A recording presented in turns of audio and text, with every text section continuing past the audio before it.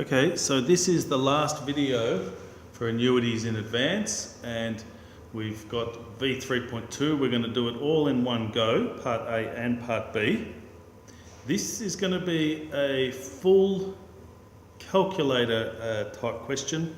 Part A, we can only, in general maths, we only do it with the calculator. Part B, as you saw in the previous example, can be done algebraically, and you need to understand that, but we've already done one of those examples, so we'll just do this on the calculator too. What I want to end up with though is showing you guys how you would format this question given that you only do it on the calculator, or if you only did it on the calculator. Alright, so what you would need to present in a test situation on page or on paper if you only did this on the calculator. Righto, so let's try this one, which is on the next page, on page 20.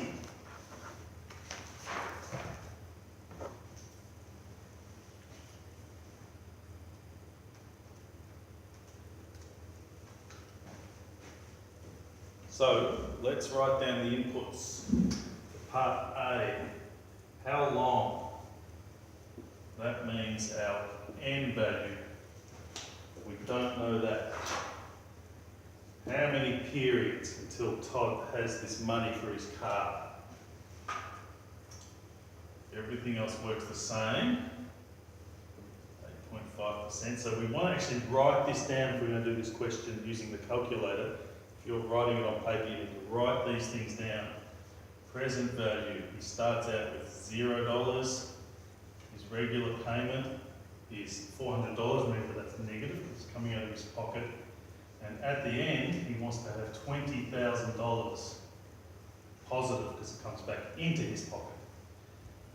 PPY and CPY, we're still monthly here, so these are 12, like in the previous example. Now, we need to write begin at the bottom too when we're doing annuity in advance, so we must write that word begin. It's just how they expect you to do it in the test or the exam. Okay, so we'd write this out and then soon, when we get the answer, we'll show it here.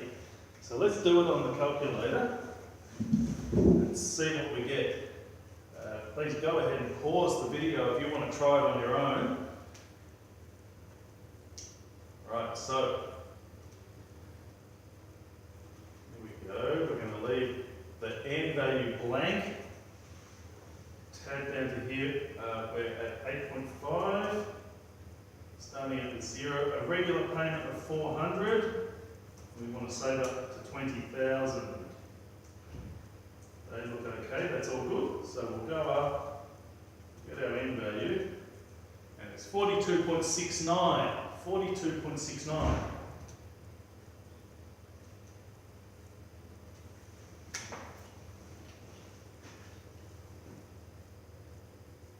So 42.69. Now remember, Todd cannot collect partway through a period, so in fact we've got 43 months.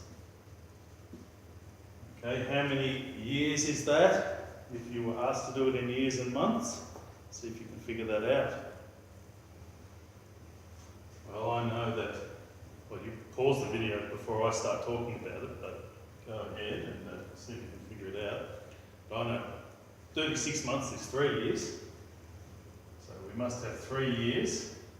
36, another 7 months. That's how long it's going to take. So Todd's going to need to be patient to getting his car. It's going to take a few years. Okay, now in part B, let's see. Rather than taking 3 years and 7 months, Todd wants to scratch those 7 months and just do it in 3 years. So what inputs would we have? See if you can figure that out. Pause the video and put in these inputs, or put in what you think are the correct inputs, and then play and see if you get the same as me.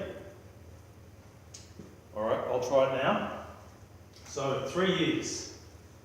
3 by 12, which will be 36. Everything else about the account remains the same. Oops, no. Here is the question mark. We don't know how much he's going to deposit. He's going to need to deposit more than 400 per month if he wants to do this in less than 3 years, given all the same conditions. Okay, so this, what will the new payment be? It's got to be bigger than what he's doing, which is 400. So we go up here and we want 3 by 12, please. Only, 3 by 12, 36. So the new regular payment, I beg your pardon everyone, just make this so that you can see this. Okay, so get that calculator up.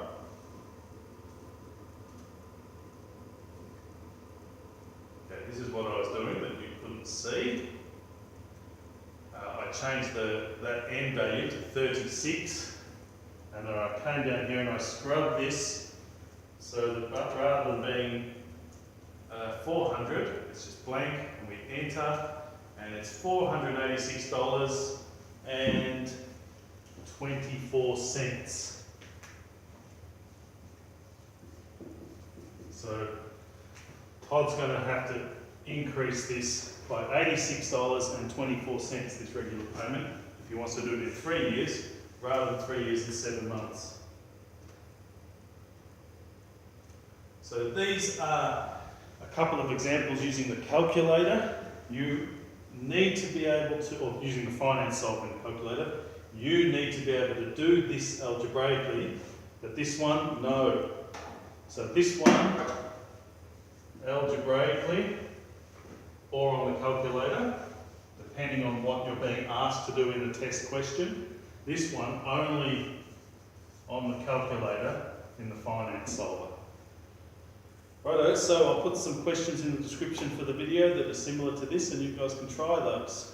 And then you'll be the masters of annuities in advance.